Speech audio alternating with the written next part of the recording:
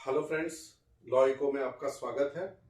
आज जो हम टॉपिक डिस्कस करेंगे वो टॉपिक सीरीज में ऑलरेडी चल रहा है, the constitution of Indian Republic, जिसमें हमने कवर कर लिया था government of India act 1858, Indian council act 1861, 1892 and 1909। मैं थोड़ा सा ब्रीफ में पीछे से ही लेके चल रहा हूँ, पर फॉर डिटेल इन चारों एक्ट्स के लिए आप पुराने पार्ट 1 और पार्ट 2 जो है कॉन्स्टिट्यूशन ऑफ इंडियन रिपब्लिक का रेफर कर लीजिएगा। सेम मैं लिंक डिस्क्रिप्शन में आपको दे दूंगा। तो 1858 में जो व्यवस्था आ गई थी वो थी सेक्रेटरी ऑफ स्टेट्स, जो लंदन में थे। वो यहाँ के भारत के एडमिनिस्ट्रेशन के लिए होल सोल रिस्पॉन्सिबल थे और सारी सुपरवाइजरी पावर, सारी एडमिनिस्ट्रेशन पावर इनके पास थी और ये पार्लियामेंट के लिए रिस्पॉन्सिबल थे, ब्रिटिश पार्लियामेंट के लिए। इनके नीचे गवर्नर जनरल्स होते थे।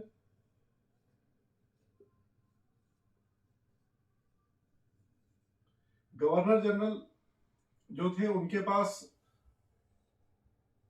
एक एग्जीक्यूटिव काउंसिल थी जो इन्हें असिस्ट करती थी, जिसमें सिर्फ अंग्रेज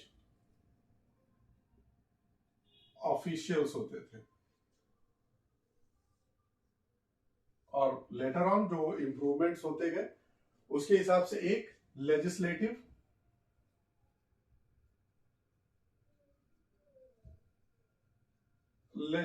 काउंसिल होती थी, जिसमें बाद में नॉमिनेटेड, पहले नॉन ऑफिशियल्स थे यानी इंडियंस थे इसमें। ये मैं आपको इसी कॉन्टिन्यूएंस में बता रहा हूं कि 1858 में ये व्यवस्था थी। फिर 1861, 1892 एंड 1909 में इंडियंस के पार्टिसिपेशन की भी बात की गई। तो यहाँ नॉन ऑफिशियल्स से पहले ये नॉमिनेटेड होते थे, nominated by governor, English peoples होते थे। उसके बाद इनका नॉमिनेशन को चेंज किया गया, फिर बंगाल ऑफ चेंबर से नॉमिनेट होते थे और लोकल बॉडीज से नॉमिनेट होते थे। फिर 1909 में हमने यहां बात करी इलेक्टेड की, फर्स्ट टाइम।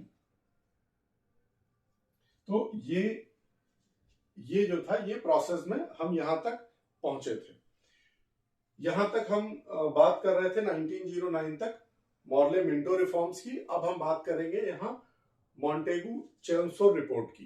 एक्चुअली कॉन्स्टिट्यूशन से हट करके आपके अंडरस्टैंडिंग के लिए मैं एक बात बताता हूं कि चाहे यहां पर लेजिस्लेटिव काउंसिल में नॉन ऑफिशियल्स को जगह दे दी गई हो, उनके नॉमिनेशन को हमारे बीच से लिया जाने लगा हो, उनके इलेक्शन का प्रावधान कर दिया गया हो, लेकिन सारी की सारी पावर्स आज भी गवर्नर जनरल्स के पास थी और सारा का सारा जो असिस्टेंस था वो एग्जीक्यूटिव काउंसिल करती थी। तो भारतीयों के पास यहां तक कुछ भी नहीं था। और ये वो टाइम था जब होम रूल की बात बहुत तेज हो चुकी थी। गांधी जी भी स्वराज की बात कर रहे थे, भारतीय राष्ट्रीय कांग्रेस भी जो है इस लड़ाई में पूरी तरीके से आम जनता के साथ इसी की बात कर रही थी कि हमें अपना होम रूल चाहिए।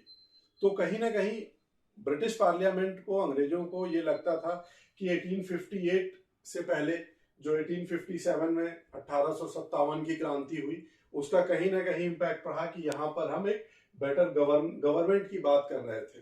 1858 में अंग्रेजों ने गवर्नमेंट ऑफ इंडिया एक्ट लाया और ब्रिटिश ईस्ट इंडिया कंपनी से टेक ओवर ले लिया, उसको लिक्विडेट कर दिया लेटर ऑन। जो पहले की वीडियोस देखेंगे आप तो उसमें उसको डिस्क्राइब किया गया। तो ये चीज जो थी, सारी की सारी पावर्स इस हिस्से में थी।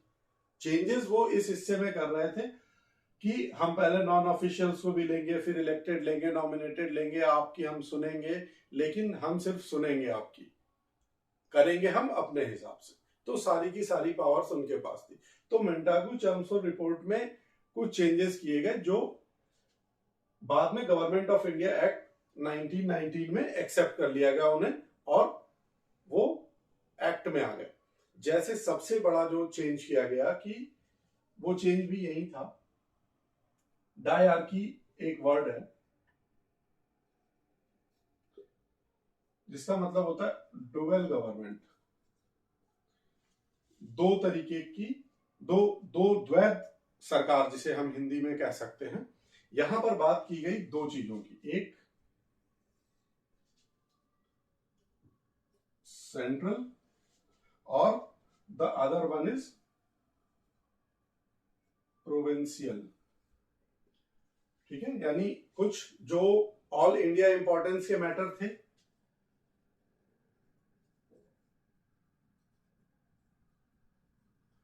वो सेंट्रल डायरकी में आते थे, और जो प्रोविंशियल लेवल के थे, यानी जो टेरिटरीज को डिवाइड करके उन्होंने प्रोविंस में किया था, वो आते थे प्रोविंशियल गवर्नमेंट के मैटर में। अब यहां पर जो मेन इंपॉर्टेंट चीज है कि उन्होंने प्रोविंशियल को भी दो हिस्सों में डिवाइड किया। सब्जेक्ट्स में, एक्चुअली यहां पर वर्ड जो यूज हुआ है वो सब्जेक्ट हुआ। सब्जेक्ट थे, एक तो ट्रांसफर्ड था, दूसरा था रिजर्व। ट्रांसफर्ड में इन लेमैन लैंग्वेज एक जनरल आपके समझने के लिए बता दें कि ट्रांसफर्ड में वो सब्जेक्ट्स होते थे या वो मुद्दे होते थे जो लेस इंपॉर्टेंस थे, साधारण तौर पर थे। ठीक है, उस तरीके के मैटर्स यहां पर डील होते थे, और रिजर्व में प्रोविंस से रिलेटेड इंपॉर्टेंट मैटर्स होते थे। और इसीलिए यहां पर क्लियर किया गया कि ये ट्रांसफर्ड मैटर्स कौन देखेगा, गवर्नर जनरल एंड मिनिस्टर्स। और ये किसके लिए रिस्पॉन्सिबल होंगे, लेजिस्लेटिव काउंसिल के लिए। ठीक है, ये मैटर्स देखते समय ये लोग लेजिस्लेटिव काउंसिल के लिए जवाबदेह होंगे।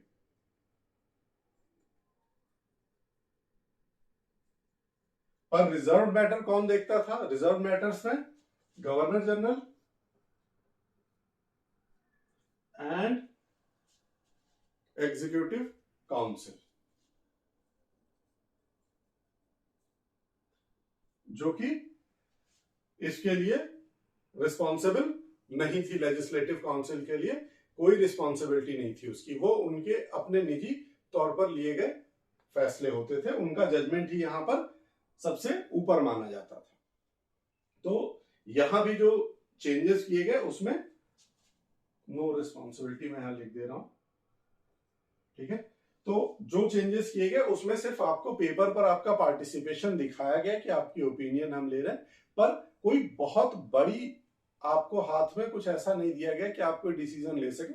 छोटे मोटे डिसीजन दिए गए, जैसे टैक्सेस अब दो तरीके के फ्रेम हो सकते थे, एक तो सेंट्रल के लिए और एक स्टेट के लिए, एक प्रोविंस के लिए।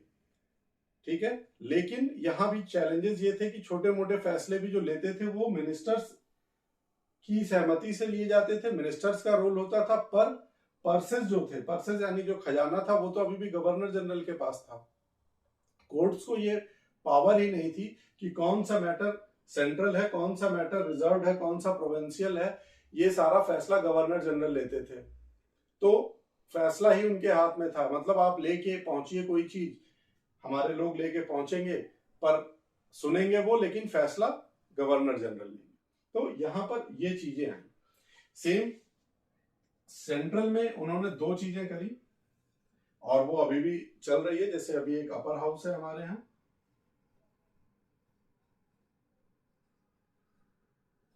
और एक लोअर हाउस है। अभी करंट में अपर हाउस हम राज्यसभा को कहते हैं और लोअर हाउस लोकसभा को कहते हैं। वहां इसे काउंसिल ऑफ स्टेट कहते थे उस टाइम।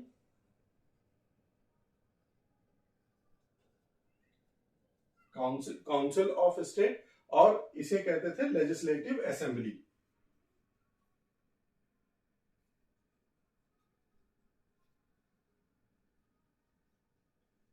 अभी भी जैसे आप देखें तो विधानसभा हमारे यहाँ है, सभी लगभग ज्यादातर राज्यों में है लेजिस्लेटिव असेंबली। तो उस टाइप का ही ये कॉन्सेप्ट था कि हमारा council of state and legislative assembly, यहां पर चुन के लोग आते थे। जैसे काउंसिल ऑफ स्टेट में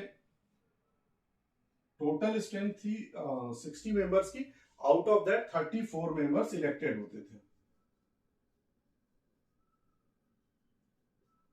34 मेंबर्स इलेक्टेड आते थे। दूसरा था आपका लोअर हाउस, जिसे हम लेजिस्लेटिव असेंबली कहते थे। यहां पर 144 मेंबर्स थे टोटल।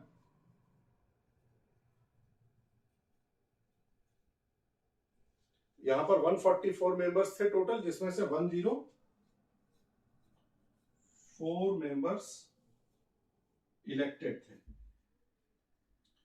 तो यहां पर इलेक्शंस को काफी इंपॉर्टेंस दी गई, लोगों को पार्टिसिपेशन किया गया, लोगों के बीच से लाया गया, भारतीयों को, लोगों को जब मैं बात करता हूं तो भारतीयों को आप समझे, भारतीयों को लाया गया, पर पावर्स बहुत कम दी गई। पर एक बात अच्छी थी, ये इंपॉर्टेंट लैंडमार्क एक्ट माना जा सकता है, एक अमेंडमेंट ऐसा कॉन्स्टिट्यूशनल स्टेप माना जा सकता है ब्रिटिश पार्लियामेंट की तरफ से, जहां पर भारतीयों को कुछ तो दिया गया। पहले तो कुछ भी नहीं था, सिंपल जब तक ये था तो कोई भी राइट नहीं थे, यहां थोड़े बहुत राइट्स उन्हें दिए गए।